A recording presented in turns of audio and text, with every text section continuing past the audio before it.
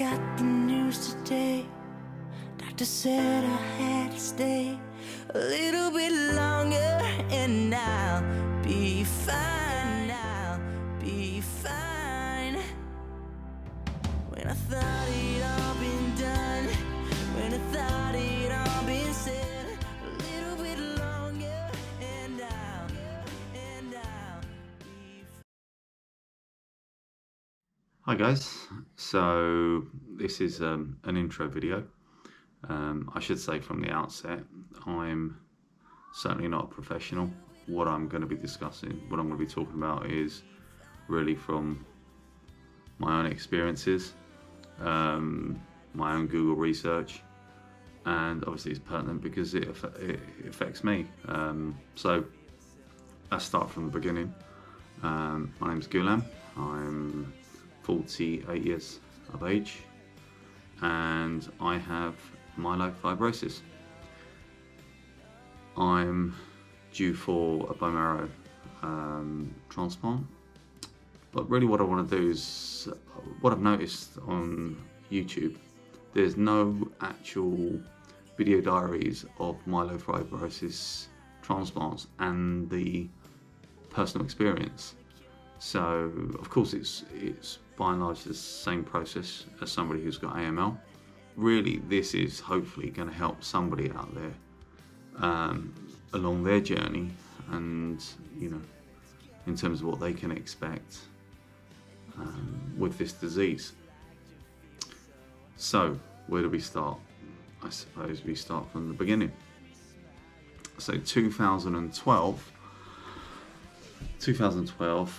I'm having problems in my legs, just pains and aches, and generally speaking, I'd say not the fittest. Doctor suggests I get a blood test. Had my blood test. I get a call from the doctor saying your bloods are abnormal. At this stage, I haven't got a clue what he's talking about. I didn't even necessarily understand the scale of urgency in terms of what he's telling me. But what he did say, and this kind of woke me up, he says, you need to go to the doctors, to the hospital, beg your pardon, to the haematology unit. At this stage, I didn't even know what haematology meant. So it was worrying. So I said, okay, well, it's late in the day now, so how about I go there? I think it was on the Tuesday, and I was suggesting Friday. They said, no, you need to go there sooner rather than later.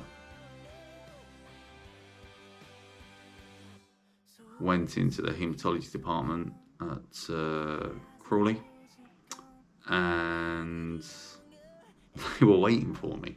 And this is what's really worrying, when, you must be Gulam. I walk in and, they're waiting for you. So you think, bloody hell, what is going on? Sat down with the doctor. I was told that essentially my red blood cell hematocrit was, I think, at 61%, something along those lines. It was very high. For a male adult, it should be around 44% for your hematocrit. Mine was 61%. So the question was, okay, I have too many red blood cells, so that's polycythemia, but is it secondary or is it primary? That can only be known through genetic markers. So they essentially did a blood test and sent those bloods off for molecular testing, and it came back as being JAK2 positive. That's the strain, I think it's 617F, I can't remember now, but yes, I was JAK2 positive, which is a gene mutation. And I'm not going to go into the science of the JAK-STAT pathway and how it interacts, but in a nutshell, the simplest way I can describe it is that the interaction for calling on my bone marrow to produce red cells is always on. So the JAK2 gene, it's always on. it's a mutated gene. It's mutated somewhere along the line. It's not hereditary. It's not inherited. So it's something that happens. I think they only found the gene itself in early 2000s. I think it was 2002, 2003. I can't remember. Maybe the late 90s. I'm not sure. However, that said, they don't know what causes the gene to mutate. So, sat down with the doctor. He explained to me that this is an MPN. And that it's part of the leukemia family, essentially, and that the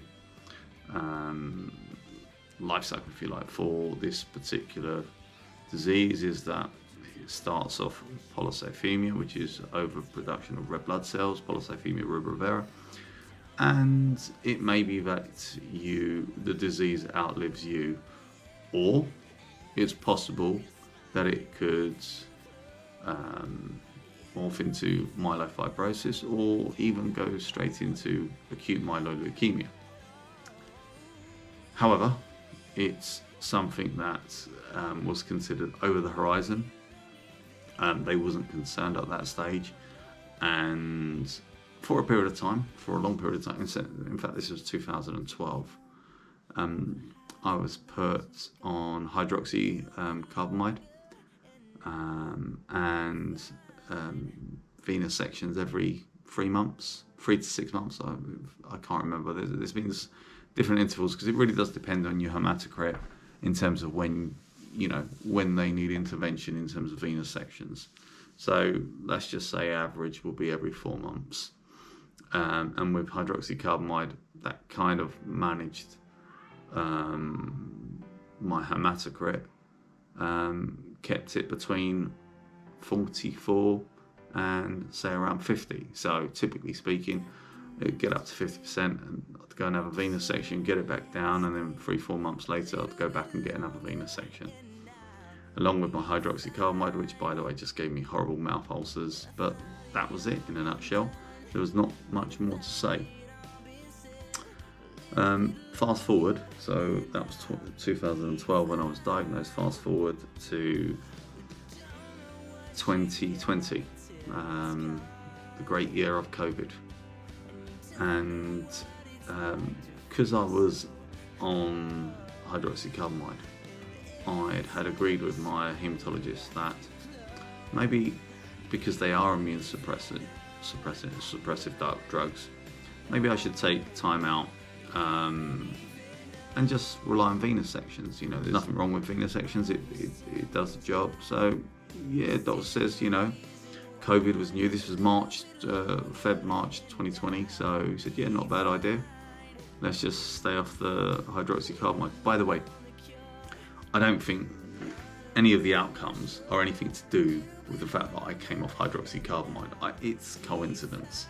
I believe it's coincidence. The doc believes it's coincidence. So yes.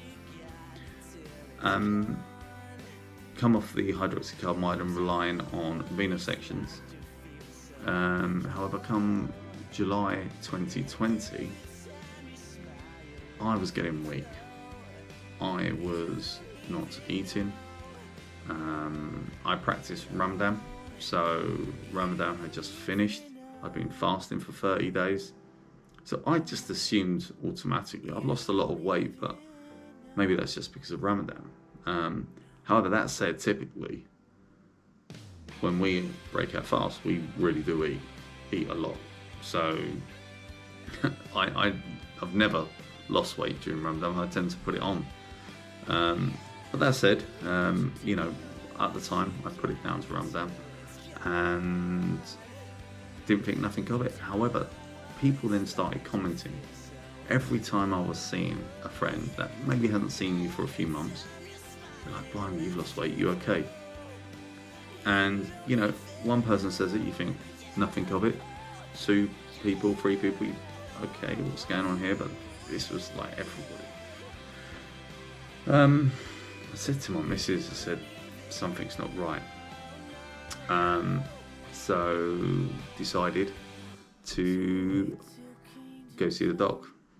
And lo and behold, had a feel of my spleen because I wasn't eating, and it was early satiety, which hopefully I've pronounced it correct. But basically, your spleen has enlarged, and it's essentially pushing on your other organs, one being your stomach, and basically it's almost like a gastric band being put around your stomach so you don't eat.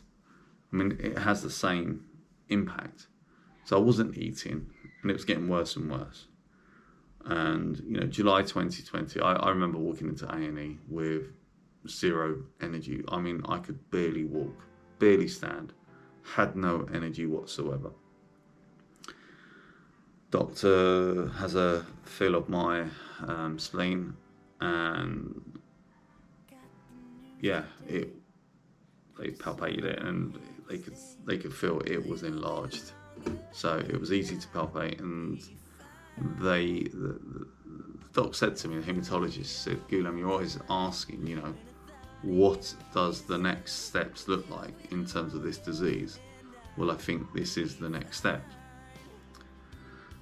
So I was admitted via A&E, and had an MRI scan and bone marrow biopsy, and was confirmed that I had extramedullary hematopoiesis, oversized spleen, which is all symptoms of myelofibrosis, and had a bone marrow biopsy, which I hate.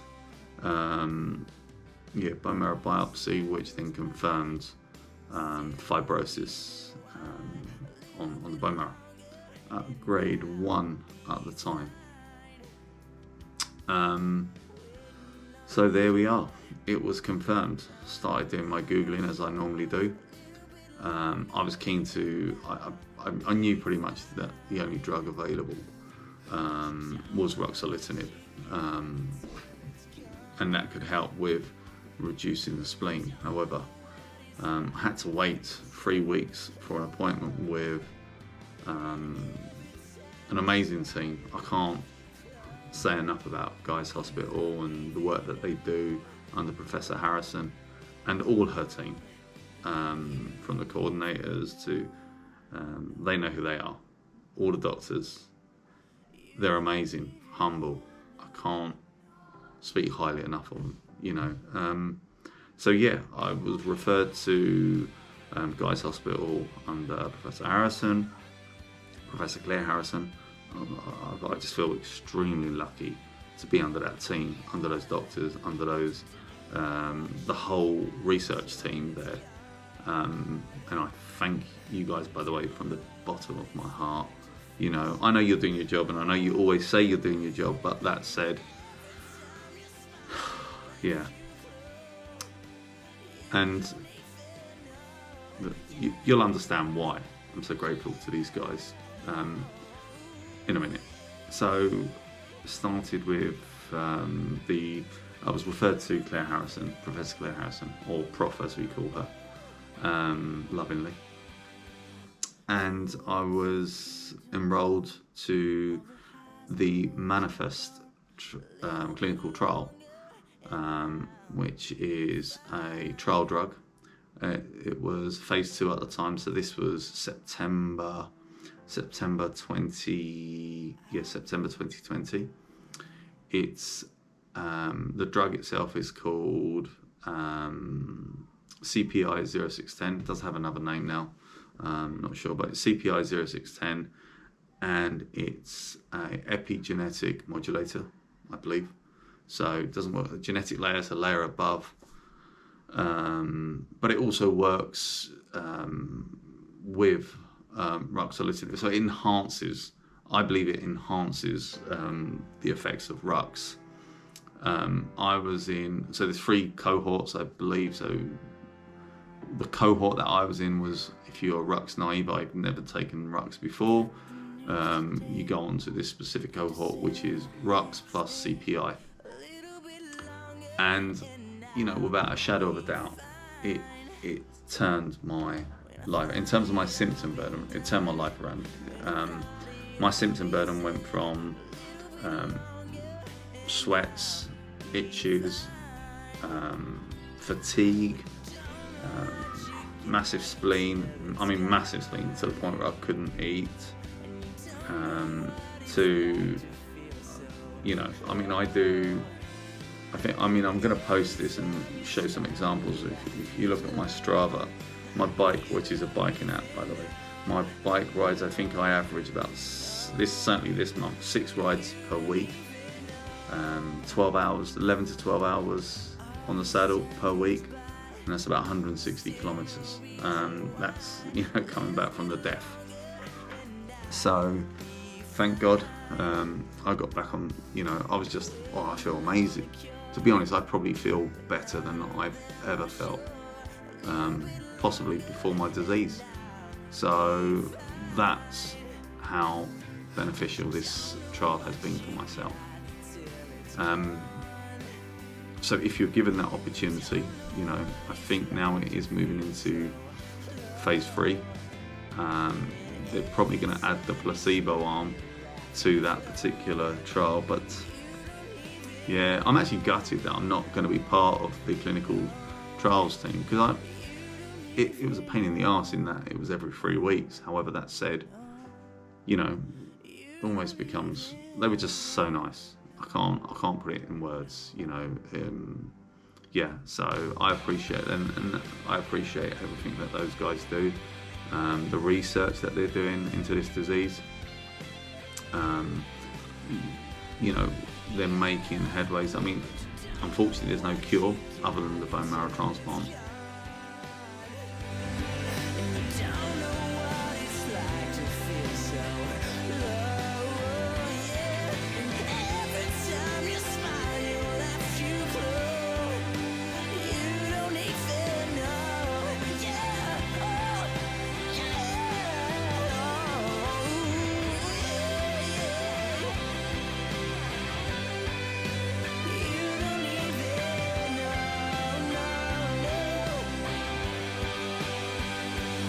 So wait till kingdom come, all the highs and lows are gone. A little bit longer and I'll be fine.